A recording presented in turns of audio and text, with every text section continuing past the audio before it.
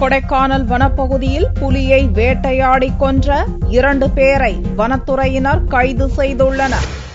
திண்டுக்கல் மாவட்டம் கூக்கால் வனப்பகுதியில் ஏராளமான அரிய வகை வன உயிரினங்கள் வசித்து வருகின்றன.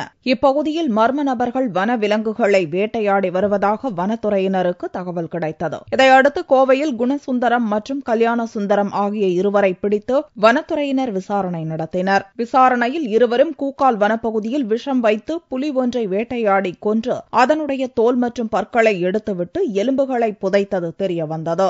இதைத் தொடர்ந்து இருவரையும் கைது செய்த வனத்துறையினர் புதைக்கப்பட்ட புலியின் எலும்புகளை தோண்டி எடுத்தனர்.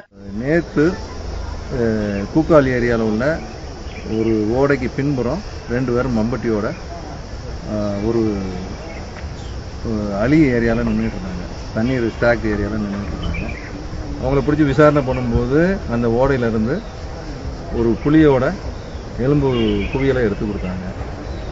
அப்போ விசாரணையின் போல ஒரு மார்ச் மாதம் ஒரு புளியை விஷம் வச்சு அதோட தோலை உரித்து அதை கோயம்புத்தூரில் விற்க கொண்டு போன ஆள் கோயம்புத்தூரில் பிடிப்பட்டதாகவும், இந்த உடல் இங்கேயே கிடந்தா ஃபாரஸ்ட்காரங்க கண்டுபிடிச்சி நம்மளை கண்டுபிடிச்சிருவாங்கிற ஒரு நோக்கத்தில் இதை மண்ணை தோண்டி புதைக்கிறதுக்காக காட்டுக்குள்ள வந்ததா சொன்னாங்க.